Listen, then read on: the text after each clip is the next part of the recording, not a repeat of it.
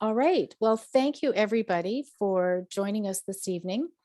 We have Matt Brown with us, and I'm not going to go over Matt's bio because I saw that it's included in his presentation.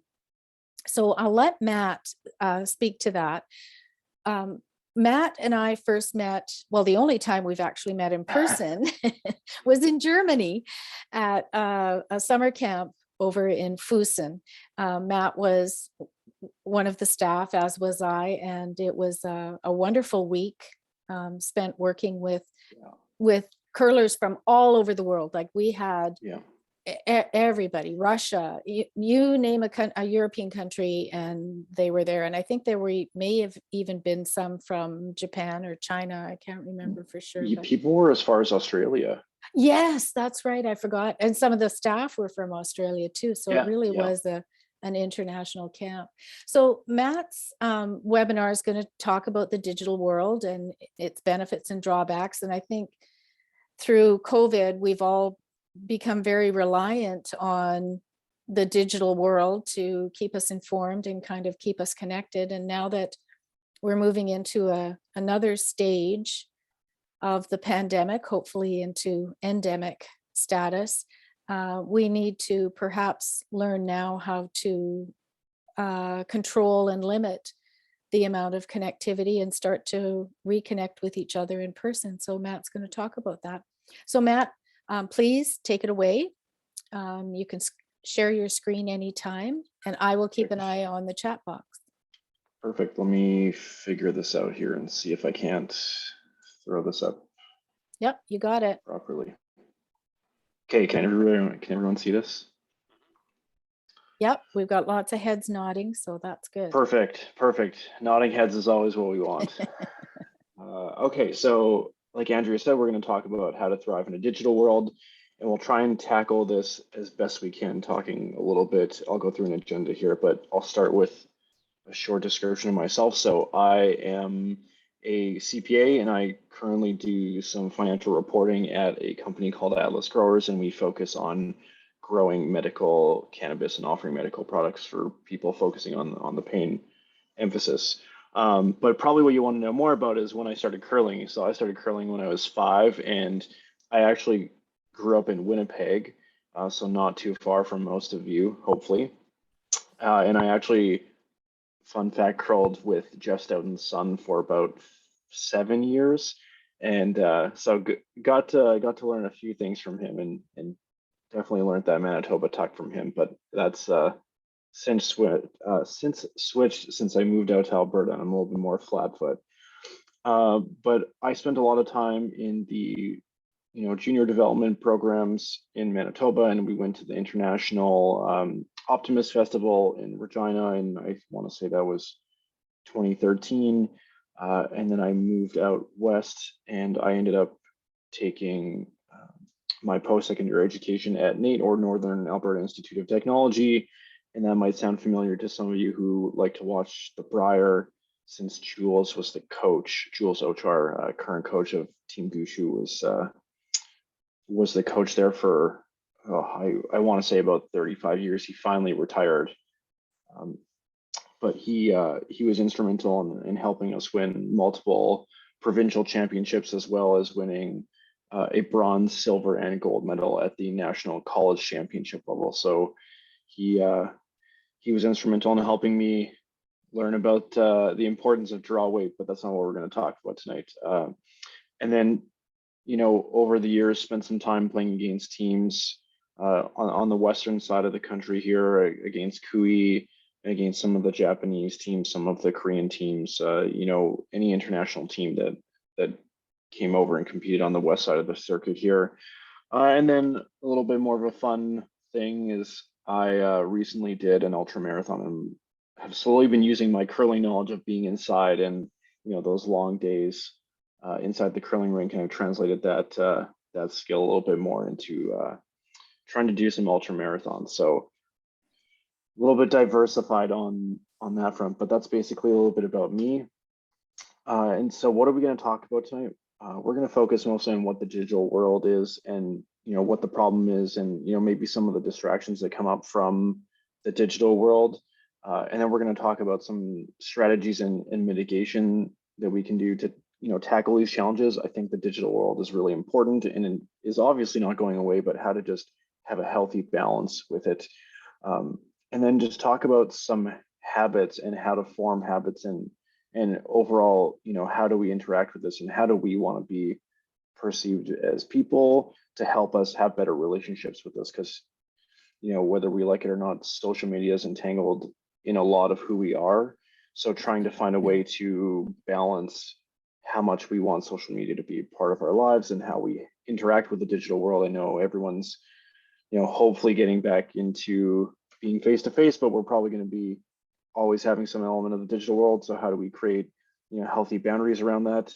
And then in an uncommon format, I will kind of conclude on what we talked about and then share some resources with everyone so that you can have some kind of takeaway, and I'll leave as much time as there is for questions. I'm happy to go as long as there are questions. So quite simply put, what is the digital world? This basically just means anytime we're dialed into an electronic device. So whether it's a computer or cell phones, tablets, video games, I'm sure there's lots of other things we could think about. Maybe not quite a stopwatch, but anything that has some kind of digital screen on it and isn't requiring you to engage or consume news. And that basically means that it's Google, it's Facebook, it's even the weather networks have significantly increased all their advertising. Obviously we can expand it to news agencies and basically anywhere where you're consuming information on any one of these platforms. And basically all they're doing is competing for your attention. And that's kind of the main focus of today is, recognizing that they're competing for your attention and how do you deal with that? And, right now, because of COVID, we're all stuck online, but the reality is that, whether it's Zoom or Microsoft Teams or FaceTime, they're all competing for our attention somehow. And we're trying to interact with everyone. So how do we kind of deal with that?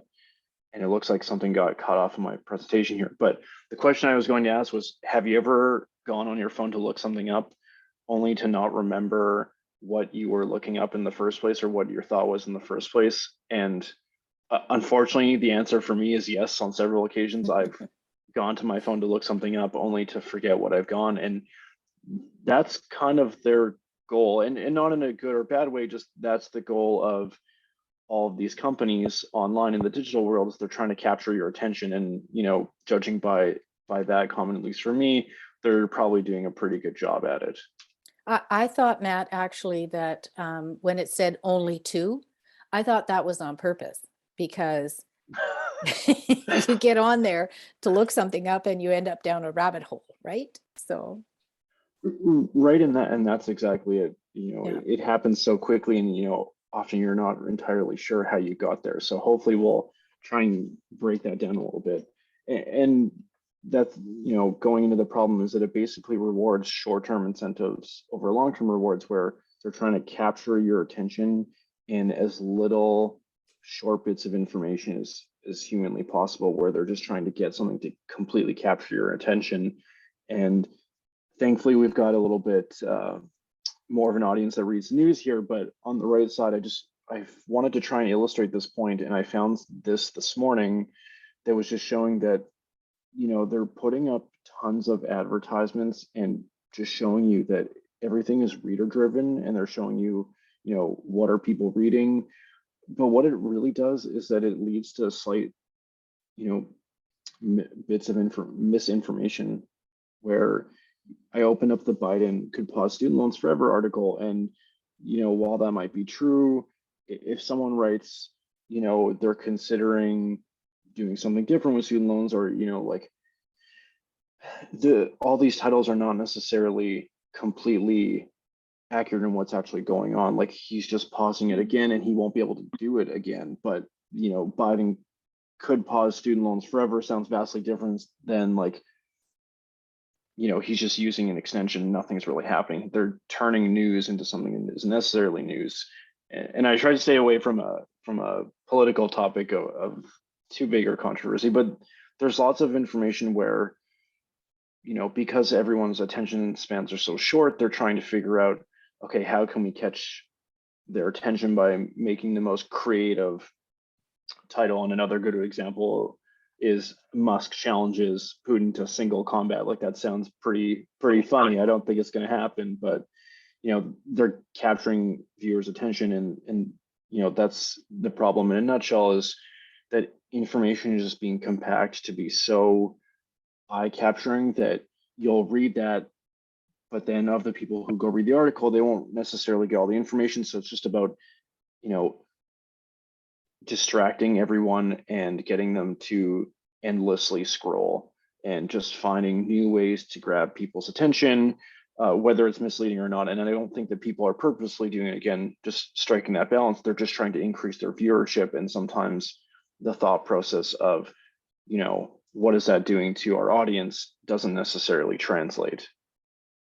And so ultimately the problem is just, everyone's trying to vie for everyone's attention online in some shape or form, whether it's through, a news website or Google or TikTok or Instagram. And I'm sure a lot of challenges come from that when you're dealing with your teams back at home.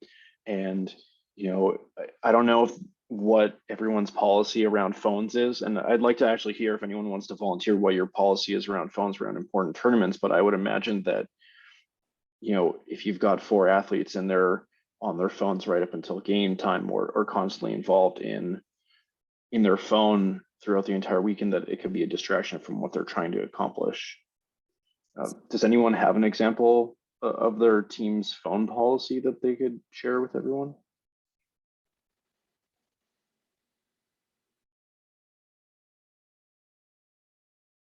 Well, when I was working with a very high level team, and we were at nationals, the phone policy was they were to stay away from social media, and I also asked them and got agreement that they wouldn't check the stats at all. This, it wasn't about how they were shooting according to the stats, it was about outcome.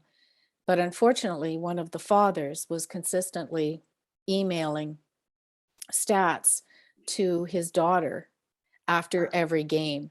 And so it was very difficult for her to not pay attention to that. But I did ask, because I think that's so important. You don't want to know what other people are saying about you when you're in the middle of a competition. It has no bearing on your performance. So Andrea, how did you, sorry. Go ahead, Len. Yeah, so Andrea, how did you, I've talked to the girls about maybe taking their phones away for the games and stuff, but they're adamant about keeping it. So how did you get your team to actually put their phones away? Like, they just all bought into it? And how long did you have them put it away for? Well, they all bought into it. We couldn't, I didn't expect them to put them away for the whole competition. Absolutely not. But we had a timeline at a certain point before the game. That's when the phones went away. At a certain point after the game, and the phones were never out during team meetings. That was team time. So we always had our pregame meeting and our postgame meeting.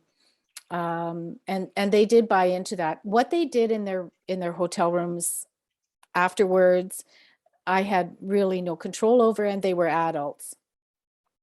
But we also had a session with a media specialist who was very clear about it. And that's the other thing that they did, was they had a very close friend. This team had a very close friend who handled the social media for them. And so they didn't have to, he was kind of the gatekeeper. And between him and the social media expert and their own commitment, they were able to compartmentalize their time on social media, and they would check texts, but they would stay off of Facebook. Instagram wasn't a thing at that time, but they would stay off of Facebook. So yeah, in our last tournament, that was a problem with us, because the girls are always looking at their phones. Oh, they posted this, right? Yeah. And it's just such a distraction. So did you say maybe half an hour before the game time, like no one looks at their phones? It's like, how'd you from the time of the pregame meeting until after the postgame meeting was over, they voluntarily, like, they bought into it. No phones, unless it was a really big win. When it was a big win, then then of Yeah, course you they have to could, they celebrate could, the big wins. yeah, they texted their families or whatever, but their social media representative, posted about their wins on social media. Yeah. Mhm. And to add to that, Len, we'll go through some information here very shortly to try and give you solutions. So it's less of like dictation from the coach and more empowering the athletes to try and take a conscious decision of what they think they should do around social media. You can't force anyone to do something. So if you can give them the resources, they can come to their own conclusion. Hopefully that helps from a different angle. Um, but that's going back to what you said, Andrea. That's a great point about interacting with the digital world. It doesn't need to be directly with the internet. It's a parent is sending your child the stats and they're influencing their behavior, and so it's just as much a distraction as it is two people connecting. Even though that's technically the internet, it's two people connecting as opposed to directly consuming something on the internet. Everything can be a distraction, and it's definitely a challenge, not just in sports but in life. Perfect. And so now that we've kind of talked about the problem, I think it's a really important thing to talk about. Is it creation or consumption? So are you using the digital world to create, or are you using it to consume something? And both are okay. It's just, we'll talk about this aspect of self-awareness, but when you're engaging with the digital world, what are you doing? Like right now, for example, collectively, the group is creating some kind of event here where we're discussing different problems, and some of you will be consuming, some of you will be creating, but there's also this element of consuming to create, and we'll go into that in a little bit. But I made a quick list of what are some elements of creating. It's photography, it's drawing, it's art, it's cooking. Writing code can be creative for some people, or social media can be an element or output for creating, where you can use some of your skills of writing and photography to post some content and engage with people, or build a brand on social media. And when we're talking about the last couple of topics here, whether it's social media or Netflix or reading or rabbit holes, like they can be used in a creative way or they can be used in a consuming way. And that's where I'm talking about the consuming to create. Because if you watch Netflix and Disney Plus for hours on ends and you just keep watching shows and shows and shows, that's a little bit more of a consuming habit. But if you think about, hey, I'm going to watch this documentary on sports science or nutrition, I would think that's a little bit more of your consuming to create and trying to, become a better athlete. Or if you're watching a documentary, you're trying to learn something so that you can improve your skill set. And I think the same thing is, for social media and for rabbit holes. Like if you're talking about social media, you can definitely go on there and just scroll mindlessly and laugh and have a good time and kind of just get sucked in by that. But you can also use social media to, display your photos and practice your writing skills and engage with people in a healthy and constructive manner, and try and learn how to build a brand if you're more into marketing. So there's definitely, it's very much a double-edged sword when you talk about some of these other things. And just to kind of follow up on what I was talking about, but are you trying to hone your craft, or are you observing? So are you more trying to create, or consume to create, or are you just purely consuming?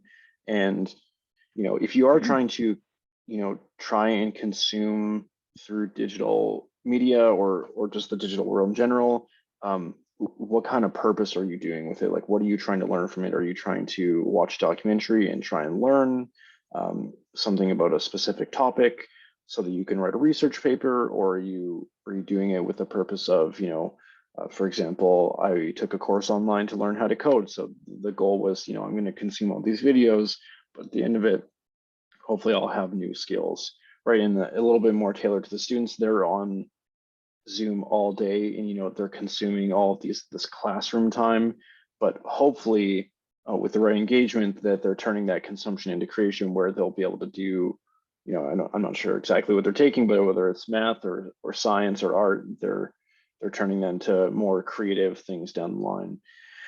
And then, what is the purpose on the device that you're using? If you're using a tablet, are you just watching Netflix, or are you drawing things on, the iPad with an iPad pencil and you're trying to create something? And, I'm talking a lot about consuming to create, or just, creating, but ultimately the goal is that we just want you to get more aware of what you're doing. So, understand exactly what mode you're in, and it's totally okay to be in the consumption mode, but it's more so that, with everyone fighting for your attention and trying to capture, your eyes on the screen, just trying to create more awareness in knowing what you're doing, and being okay with whichever one you are choosing to do. And so disconnecting, probably the hardest thing that everyone has on their to-do list, especially when it comes to Zoom calls. If you're working from home, or if you're at school, you're probably trying to deal with this. And so, basically, in short, if you don't disconnect, it can lead to very severe brain drain, or this new term called languishing. And I'll give you a reference to the article because it's quite long. If you didn't read the post, and I don't know if you sent that out at all, Andrea, but I wrote a post about. I didn't. I will if. Would you send me the link, please, Matt? And I definitely Sure. Yeah, will. absolutely. And I also sent all in the resources page here. I also have the link to the original languishing article that I read from someone who is much more an expert than I am on this. So Wonderful. also that as well. Okay. Yeah, we'll kind of go into this a little bit, but obviously being on Zoom is extremely exhausting, and you have to factor in breaks for yourself. So the same kind of deal that, psychologists take, like plan your meetings for 15 minutes and then find a way to do that final 10 minutes away from the screen, whether it's taking a 5-minute meditation, which, is something I'm trying to learn, sounds very short in time and not useful, but can actually be the most useful time of your day. And if you actually just close your eyes for 5 minutes and try and focus, it'll feel like an eternity. So if you're looking to slow down your day, that is definitely a great way to do it. But it also just gives you the privilege to just disconnect for a little bit. We don't all have the luxury of being able to do that all the time, but at least try and set some time away for yourself so that you can, get some distance, at least for a little bit, if not permanently. Ironically, a smartwatch tells you to stand up every 50 minutes. Right. So that's a it's a perfect digital thing, so it's kind of ironic. Hey, Matt, our company gave us the Calm app for free 1-year subscription. Perfect. And it's a lifesaver. Like, it really helped me for sure. Even a 10-minute meditation, like, it's just boom. It's like you slept. It's like you took a 20-30-minute nap. It's really good. Yeah. And yeah, I recommended another one at the end as well. I forgot about Calm, but I managed to get a Calm app subscription, and it's amazing.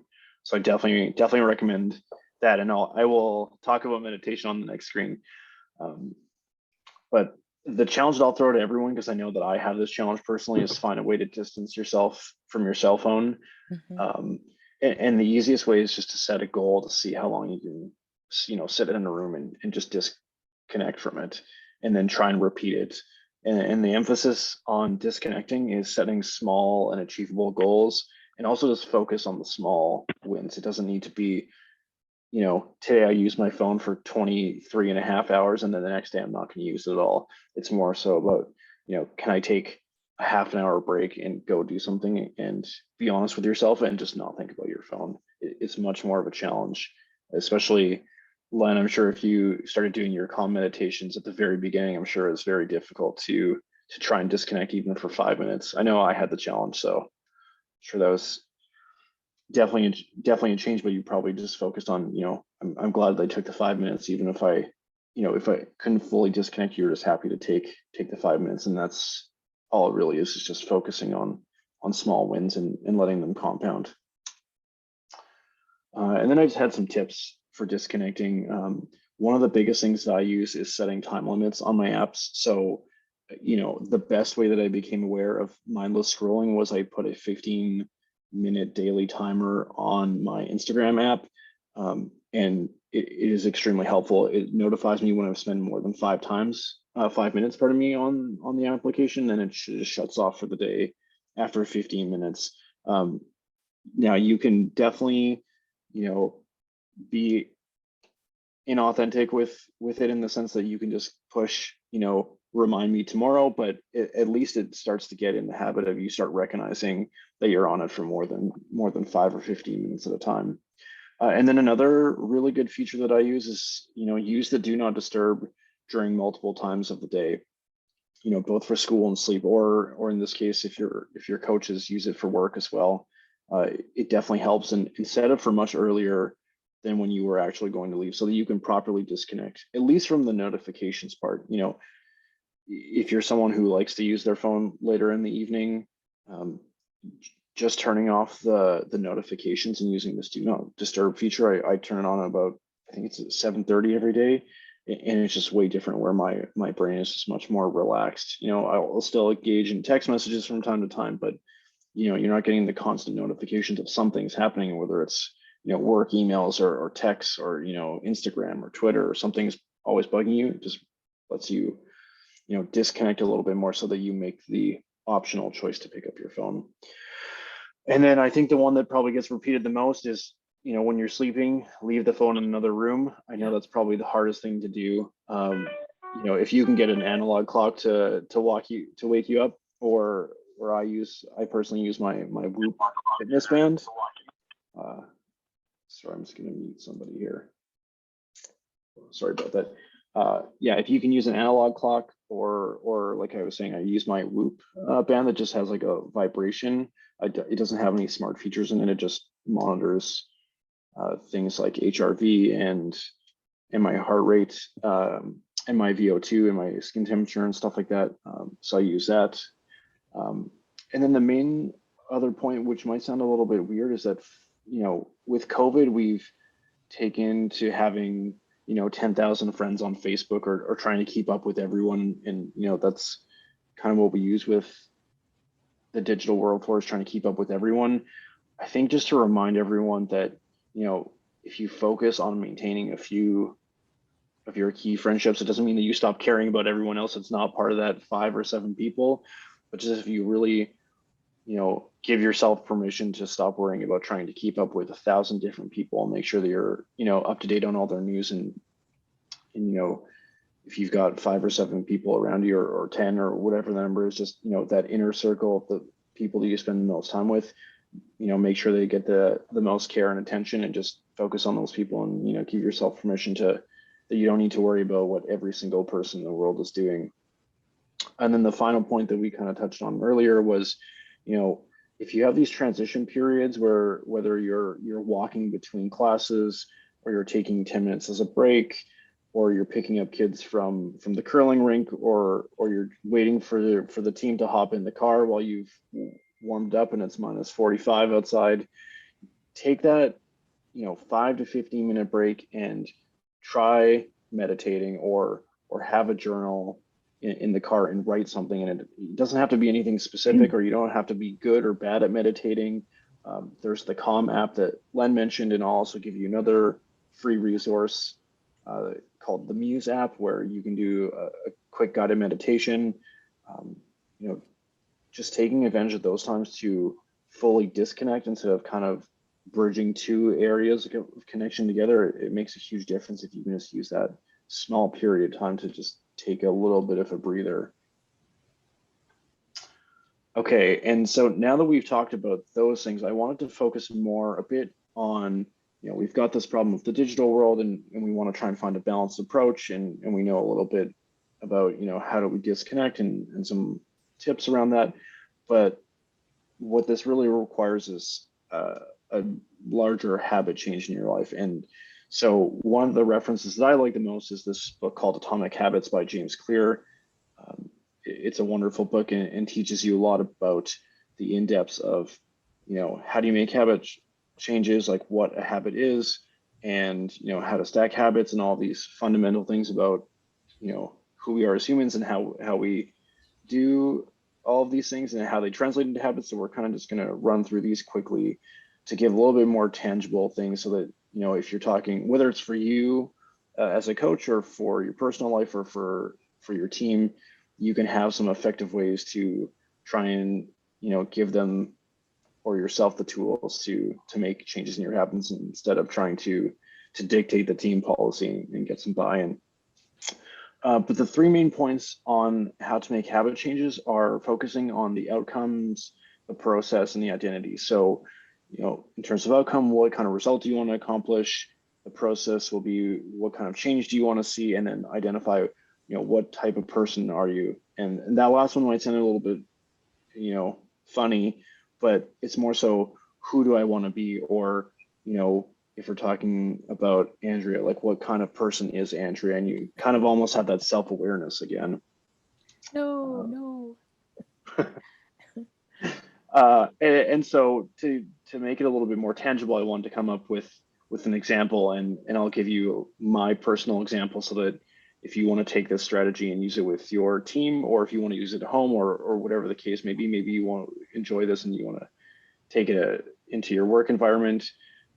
Here's some of my personal ones that I'll try and keep as narrow as possible.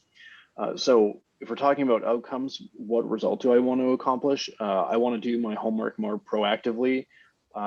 You don't know me, but I'm a very big procrastinator. And so I want to work on that. And then also, I want to become, an avid ultra runner. So I want to actually finish the ultra marathons. I don't have a specific time in mind, but I just want to be a finisher, which is, easier said than done. And then, so what kind of change do I want to see, or the process part of it? And this is where the habits will come in that we'll talk about in a little bit here, is that I really want to see my study habits change, and I want to build better running habits. And, those things are obviously very key for accomplishing those goals. I'm sure we could list a lot of other things, but, in an effort just to keep things broad, like what kind of specific habits do I want to build? And then you can make sub habits underneath of these. And then identity, probably the hardest part to answer, but what type of person am I?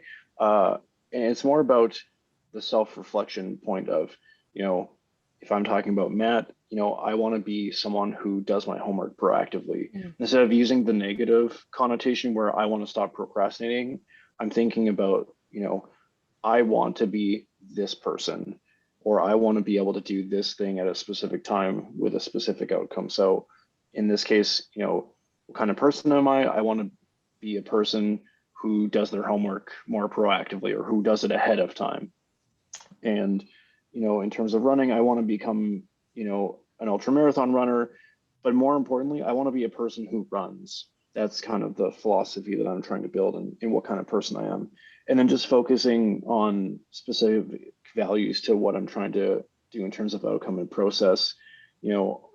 I'm focused on, being a persistent person, a passionate person, someone who's dedicated, and someone who's honest. And honest might sound a little bit funny for these goals, but I want to be honest with the progress I'm making. Similar to golf, if anyone who golfs, if you improve your lie, or you take a 4 when you should have taken a 5, honesty comes down to how you perform and being honest with yourself.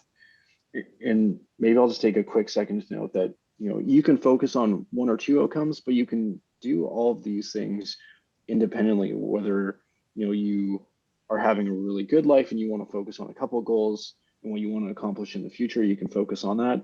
Or you can focus on something very specific, where maybe I just want to take some time to journal in your car sessions, and just say, what are my values, and what do I think my values are, and spend some time with that. So as much as this is a process about habits, you can also just spend some time in doing some self-awareness exploration. Okay, and now that we talked about the elements of trying to achieve goals, how do we create good habits? And so there's 4 key steps on how to make good habits. So you want to make it obvious, or set up a cue. So for example, I will do a behavior at a specific time in a specific location. And then the second thing you want for a good habit, is you want to make it attractive. So after I do a habit that I need, I'll do something that I want. And, it doesn't have to be a habit that you want to do, but, after you do something that you need to do to accomplish your process, and then you can focus on something that you want to do. Because I'm sure that we would all love to watch Netflix all day and, also become world champions. And then the third thing is you want to make it easy. So set yourself up for success. Find a way to remove obstacles and barriers. So if you want to start being a good runner, or you want to start being someone who runs, make sure that, your running shoes are at the door, you've got all your clothes picked out, like just remove any type of barrier that you can, and just set yourself up for the least amount of obstacles possible. And then finally, make it satisfying. So the reward part of the habit, find a way to reward your new habit. This can be anything from going out for dinner, or eating a cookie every time you study for half an hour, or eating some chocolate, or however you like to reward yourself. If you use this 4-step process of finding a cue, and then giving into the craving, and then having a response and making it easy, and then finally rewarding yourself, this is how you can make long-term habit loops, which is on the right-hand side here. There's a little bit more of a loop of going through these things over and over again to form a habit. And then an example. So I picked one a little bit more relatable for some of these students that you're probably coaching. But if we're talking about the 4 steps, the first step, making it obvious. So I will study at 7:30 p.m. in my house at my desk. So there's a very obvious, location, time, and habit that you're trying to form. And then making it attractive, so satisfying the craving part of it. After I do 25 minutes of homework, I will have 5 minutes of Instagram time. Now, it's important that they actually stick to this, but the whole point of, after doing something I need to do, I can do something I want to do, and just measuring that appropriately. Maybe it's not appropriate to, do 25 minutes of homework and then 25 minutes of Instagram time, but setting like a reasonable thing that you have to do. I need to study for 25 minutes. And then there's the something you want to do, the 5 minutes of Instagram time. And then making it easy. I'm sure there's a million excuses why we all probably don't want to study, but some of the ways that you can make it easy is just having your desk clean, make your room comfortable, turn on all the timers that you can, make your room smell nice, have a blanket, make sure it's the right temperature, just remove any other obstacle, make sure there's no distractions, put the phone outside of the room, another way to have distractions, but get rid of every single distraction and make it as easy as possible just to walk in that room, open up your computer, or open up a textbook, whichever one you're doing, and just go and do it and remove all the obstacles. And then the fourth part, probably the best part of a habit loop, is make it satisfying. So rewarding yourself, whether it's Instagram time, or maybe you eat some chocolate if you like chocolate, or cookies, or whatever way you want to reward yourself, just finding a way to enjoy small wins. And if you end up diving into this book a little bit more, this habit loop is much better for trying to create, sustainable habits, and habits that you can actually stack one on top of the other. But I'll leave that for the people who are curious to read this book. Matt, just a quick question. Yeah. I know everybody's different, but how long does it take to create a new habit? That's a really good question. It takes a couple of weeks to fully cement in a new habit. And, people can try and break that a little bit, and maybe you're a little bit more flexible, but, science says it takes probably about, 30 days to build a habit, about 4 weeks to build a habit. And from my experience, it definitely takes 4 weeks to build a habit, and it takes about 4 seconds for me personally to break a habit. So it's much easier to break habits than make new ones. So you really have to be dedicated to it. Hopefully that answered that part of the question. Did anyone have any questions about the last 2 sections that we talked about it, other than one?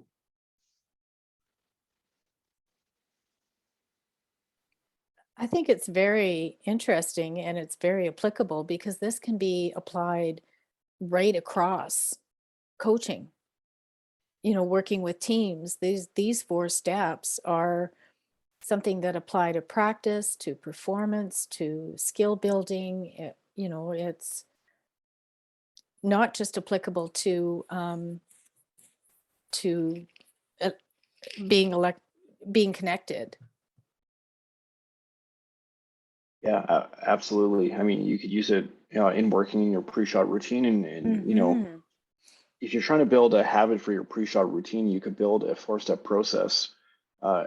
And I know my coaching, although I don't do any coaching at the moment, my personal philosophy on coaching is more about focus on the process rather than the result.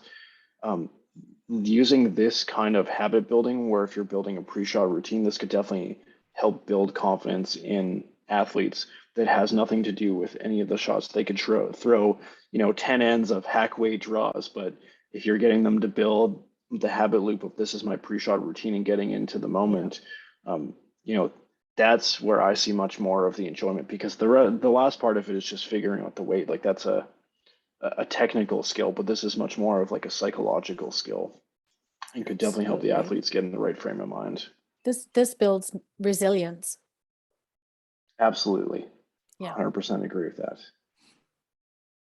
If we didn't have any other questions, I'll go on to the next slide here.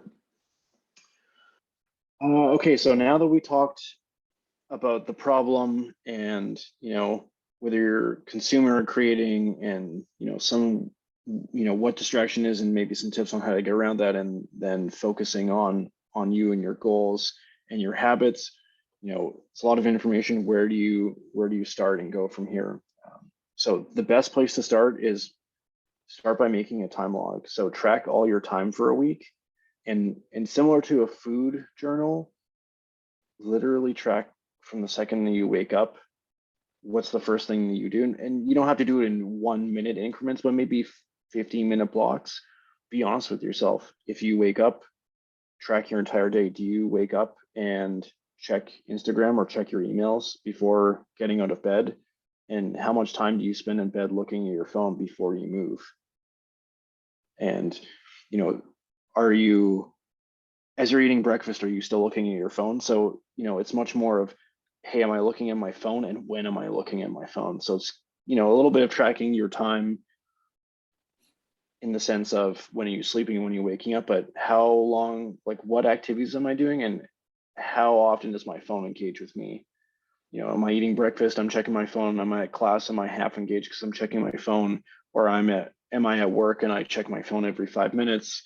And after work, I go to curling practice, but I have my phone on the bench. So every time I throw, after I throw, I go to the back bench and I check my phone, and kind of just realizing how much time do I actually, consume with my phone. I know for me, a terrible bad habit was when I was playing in, house league. When you're sweeping or when you're playing for, lead, second or third, you have no time to check your phone. But when you're skipping, you have lots of time to check your phone at the back. And I don't know if anyone else does this, but it's a terrible bad habit to start. So please don't start it if I can give you any advice. But start at the beginning, make a time log, and just track your time and be honest with yourself, and analyze the data. How much time are you just looking at videos all the time, and how much are you, I'm at work writing an email because I'm trying to accomplish something, or I'm working on a project to try and accomplish something. It's that conversation of, are you creating or are you consuming, and just taking time to look at that.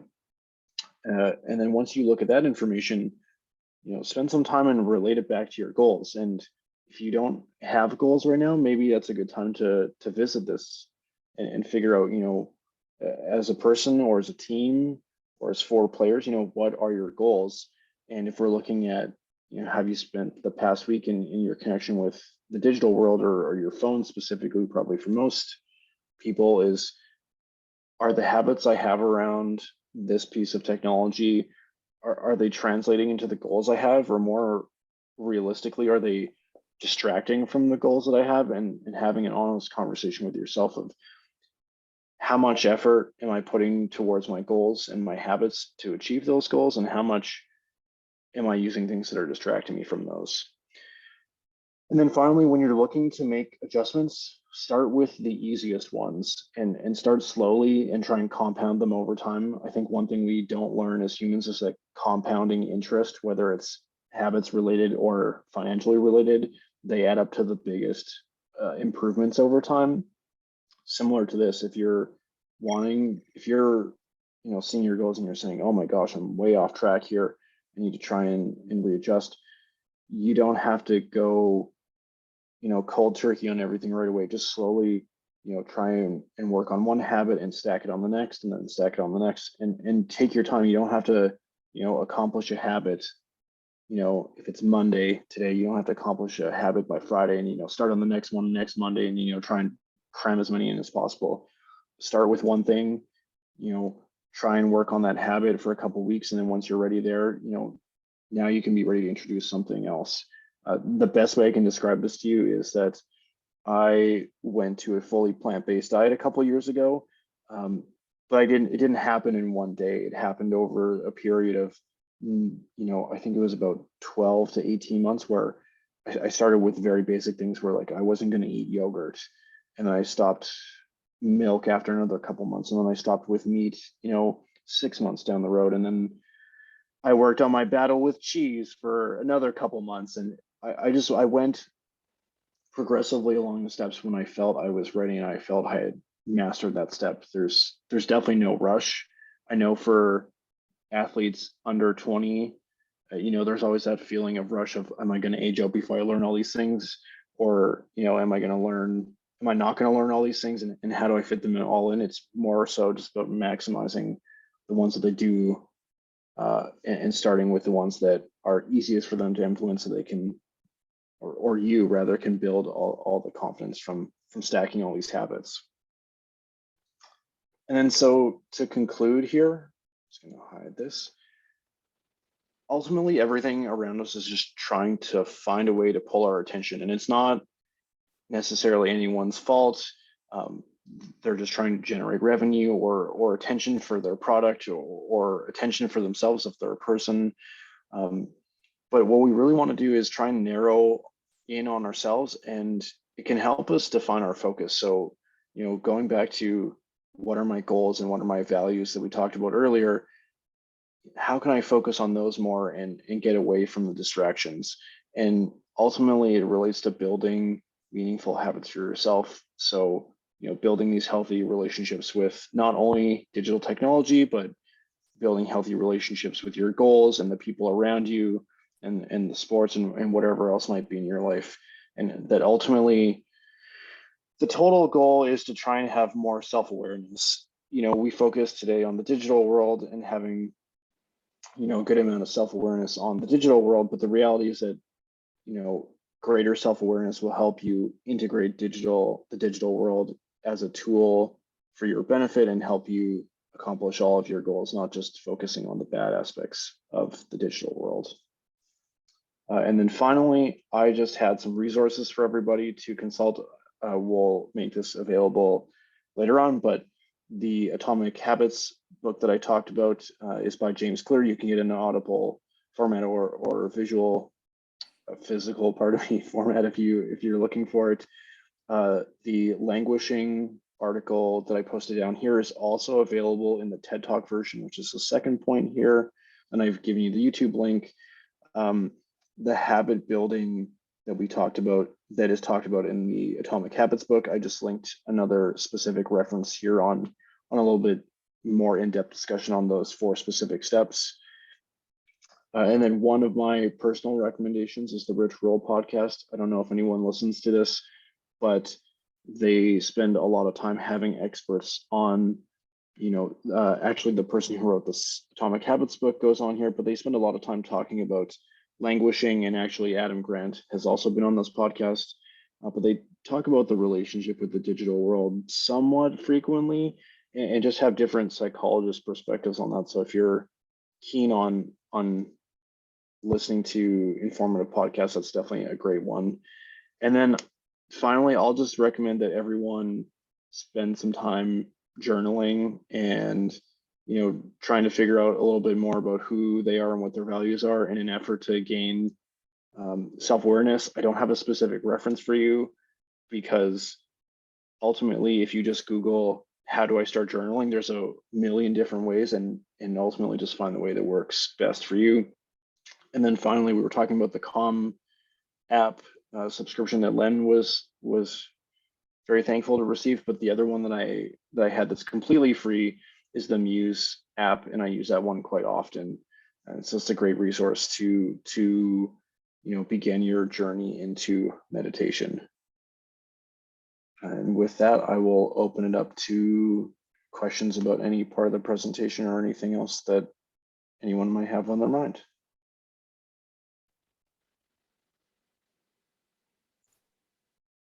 Any questions or comments?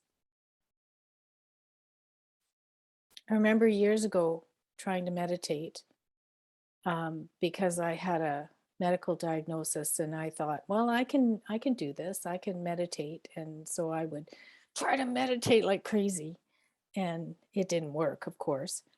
But now, knowing what I know and having the Calm app makes a huge difference in being able to shut things down and focus. Yeah, that's a great point. I tried to get back into meditating after what felt like an extremely busy week, and last night I tried and do 10-minute sessions, but last night I felt like I was almost going to have a panic attack, where I finally sat down and took some time to realize how fast I was going for the past week, and it felt like my mind was so busy that I was about to have a panic attack. Like, that's how busy and disruptive that technology can be, or just going that fast. Technology is so seamlessly integrated. I can't tell you for sure that it's because technology is involved with my life, but with so much external stimulation everywhere, it's very possible that all of those things are contributing to, an overactive mind. Especially right now with all the things going on in the world. It's right. really hard to shut it down, for sure. Hey, Matt, I find that it's an addiction, because a lot of the girls I actually coach, they look at the Facebook, and if they don't get a like they're pretty disappointed, right? Mm-hmm. They're always looking for affirmation, and it's just I think it's more of addiction for the last 2 years because of COVID. It's gonna be tough to break this habit for sure, but I'm gonna try. Yeah, I'm curious about what that exact problem and how to deal with it, because for me, my self-worth isn't tied into that, and I would love to say that it's because I've spent some time and thought about, what are my goals and what are my values. And when I think about, do I care about being social media famous, and what happens if I get 0 likes? Does it affect me as a person or my values at all? And the answer is an overwhelming no. Right. And so that's where I can personally don't care, but I would love to hear from the perspective of what is driving the need to have likes, specifically if there are these people in high school. Why do I need to be liked? I would rather be okay as a person. And I think that's what I mean, remembering when I went through high school, it was important to be liked, but maybe we just teach kids the wrong things. So I don't know what the answer is to that, to be honest, but I think the best thing we can do is try and more so tackle it from the different approach of, what's important to them and what are their values. Because I think if they spend some time thinking about what their values were, I don't think they would directly write down, I value getting a bunch of likes on a digital media platform. Yeah. Which sounds silly, but if you don't do that, or just that element of getting swept up in the consumption, you don't know that you're scrolling. It's the same thing. Do they even know why they're aware that they're getting likes? They've just been told to go and get more likes. Or what are they getting them for? It's a new form of peer pressure. Is it not? Peer pressure usually before social media came from within your high school or your peer group, but now it's worldwide. Totally. That's probably a great element of it. It's so built into the ecosystem, but the best part is that they can opt out. They can just say, I don't Mhm. care. But like that, Mhm. that's not how I define my value. Like whether or not Susie likes my Instagram picture, like I can still value myself. And that's a learning process. So Len, bringing somebody in like Matt and this chat to talk about what the young people today don't even realize about social media. If you haven't lived a life where it wasn't an impact, you don't have that knowledge or that experience.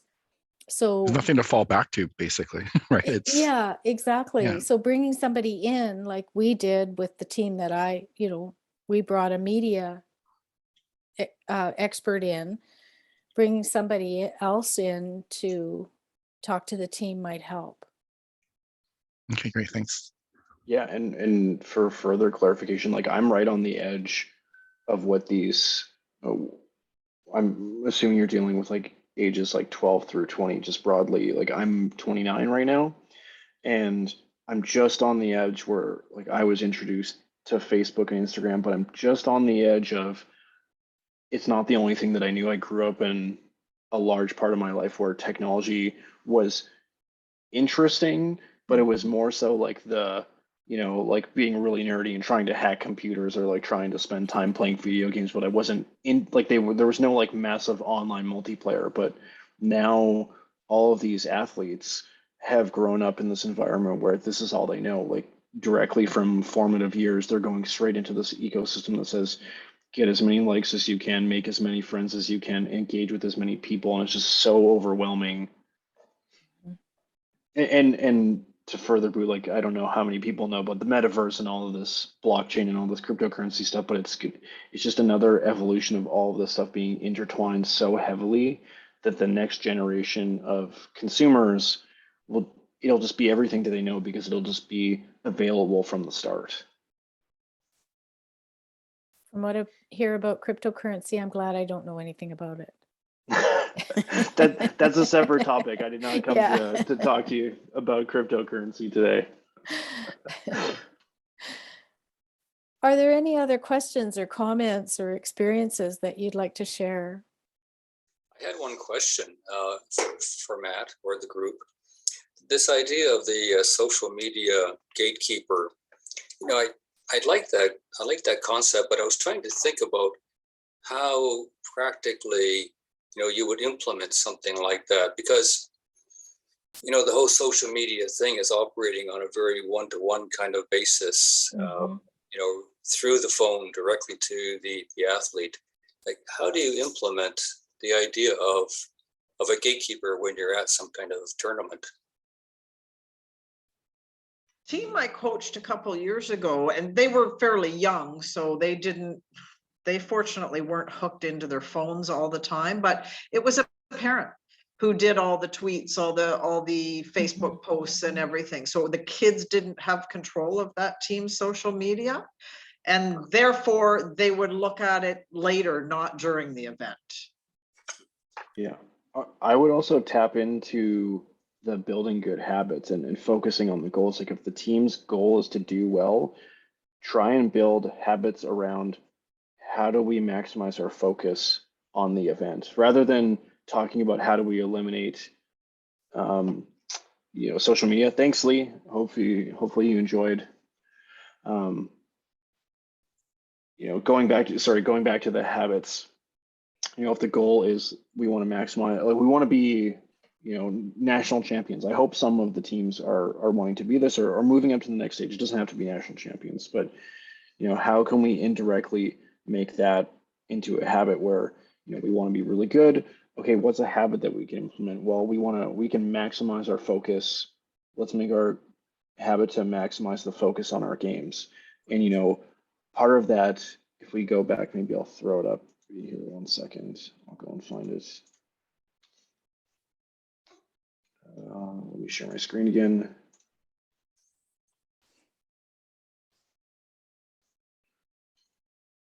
If we're talking about making a habit of how do we maximize focus on the game, using step one, you can say, we will not check social media at 1 hour before every game, or we will not check social media at any time we're in the curling club. Like maybe make that like a some type of ideal where, and make it attractive. Like, after you turn off your phone as you enter the curling club, you can turn it back on when you get back out.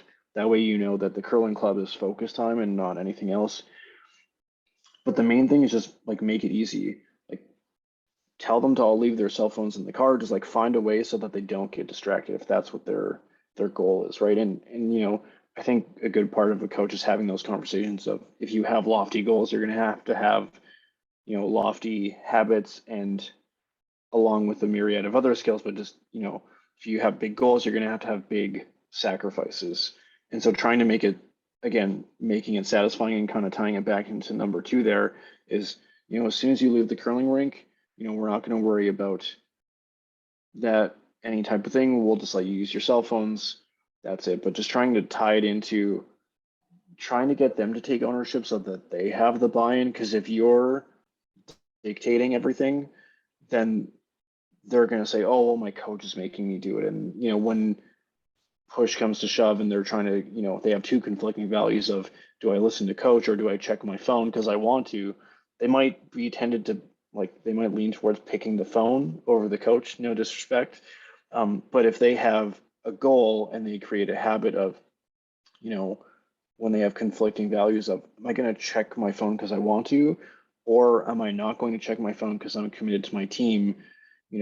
Good athletes will pick that they're not going to check their phone. And I think that's the difference. If you can try and help them coach themselves into a solution that, takes ownership on them. Yeah, I think that's a really good point. It's developing the habits so that these athletes could become their own gatekeepers. And then, I think you're made. Right. And I bet you that's probably the biggest challenge because we're dealing with athletes from ages 12 to 20, yeah. Right? Or if you're not, you're dealing with a different set of problems. Let's just say we're talking about our collective group here. We're all a variety of ages, which means we already have a bunch of habits. So it's way easier just to start from a place of I'm going to make new habits rather than, okay, I need to untangle this old habit and then make a new habit, right? So there's challenges in both areas where it might be difficult to do, but I don't have all the magical solutions to try, but if you start having these conversations with them and, hopefully that's where parents can also help and guide their kids as well and give them more ownership and being their own gatekeeper, that might be a better long-term solution. Good, thanks. And with regard to the gatekeeper for social media is establishing a team account as opposed to each individual on the team posting whatever, having a team account and having a gatekeeper that way makes it a little less complicated. Who's been on Team Gushu's account, Facebook account? I was going to make a good point to add to that, though. If you go look at Jennifer Jones's team, with the exception of Lisa Weagle, she was fifth player. I don't think I saw anyone on social media the entire event. Right. But they all took time to post after, once they were home and once they had decompressed, to post about their experience and reflection. And I think those are good examples of healthy attitudes around social media. Absolutely. Right. And if the goals and habits version doesn't buy them, maybe here's what successful people do.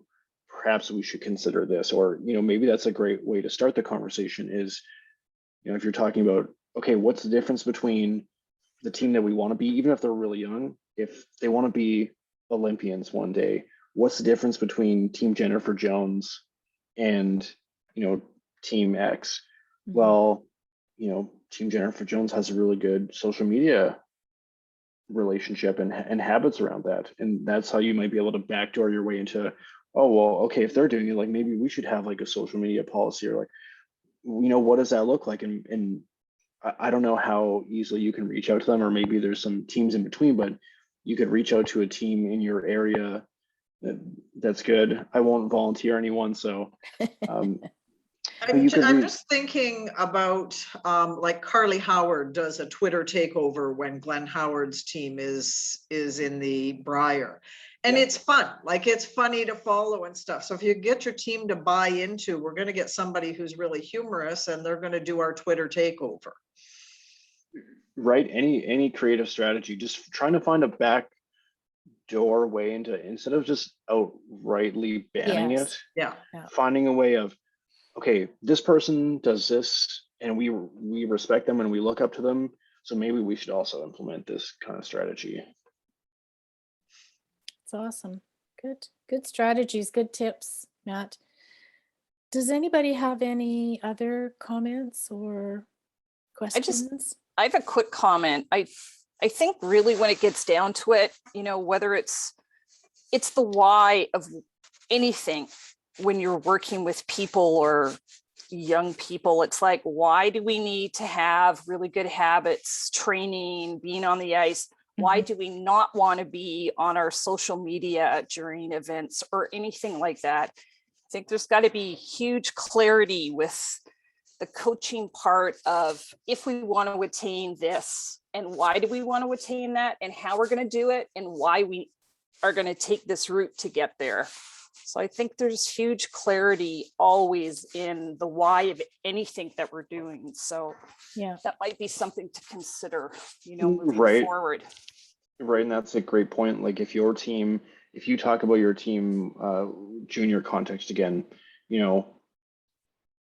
how badly do you want to win the junior provincial championships, and how much effort are you willing to put in?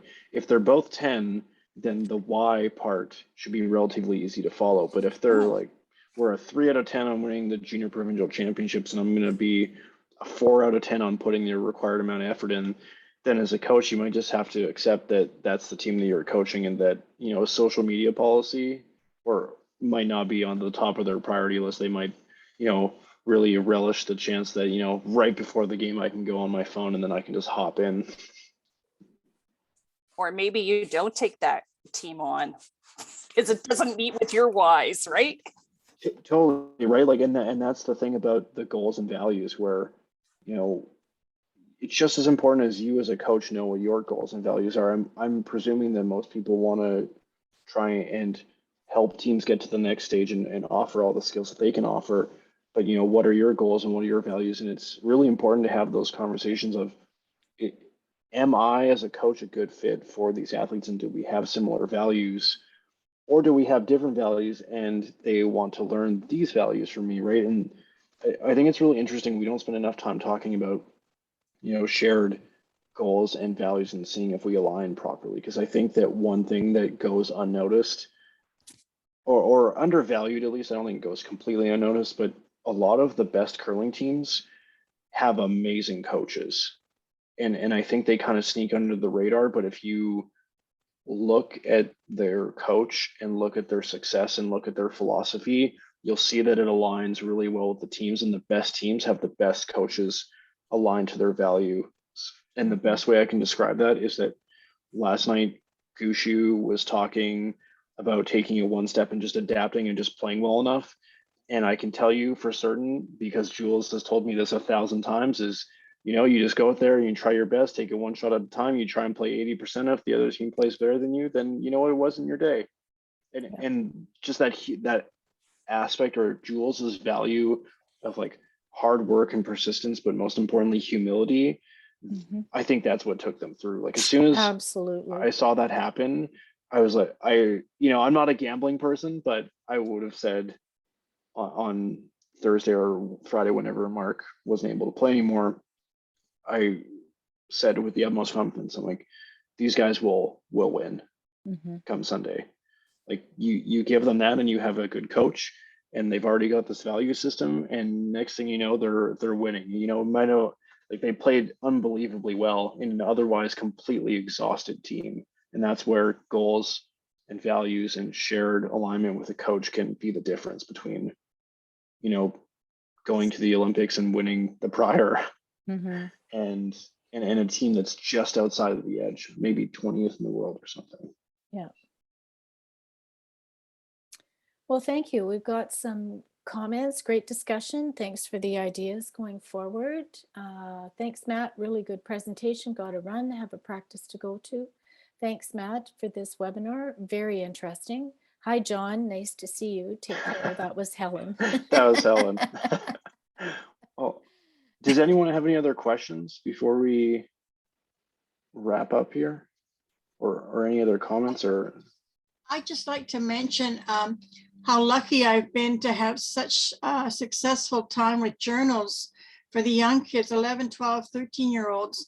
I've always had journals, and we have a goal setting before and after every practice and before and after every game. And they buy into it because I call an 11-year-old an athlete. I said, as an athlete, you must document everything. And as an athlete, you must do this. And they buy into it. It works like a charm every time. And I've had all my kids do journals. That's awesome, amazing. Bertha. That's awesome. Yeah. Excellent. That's another great point that we talked about. Like if you as a coach treat them like the future that they want to be, that's a great way to give them further motivation on taking those steps and being more proactive. And you know, I don't. After we practice 1 year, we practiced once a week.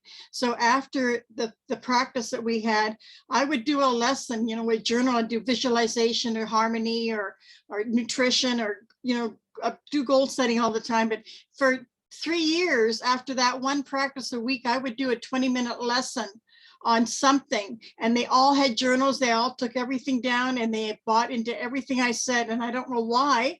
Maybe it was me, I don't know, but it worked like a charm. You know, they just bought into the whole thing because I called them an athlete and made them feel important. That's half the battle. Yeah. That's awesome, Bertha. All right. Well, if there's nothing further, we'll wrap up for the evening. Matt, thank you so much. This has been extremely enlightening, and it's so nice to see the crossover between, you know, the digital world and then the very practical world of the performances that we're trying to build. It's quite fascinating. So if you would send me the link to your article as well, and if you'd like to put your slide deck into PDF form, I'll share the recording, the slide deck, and the link.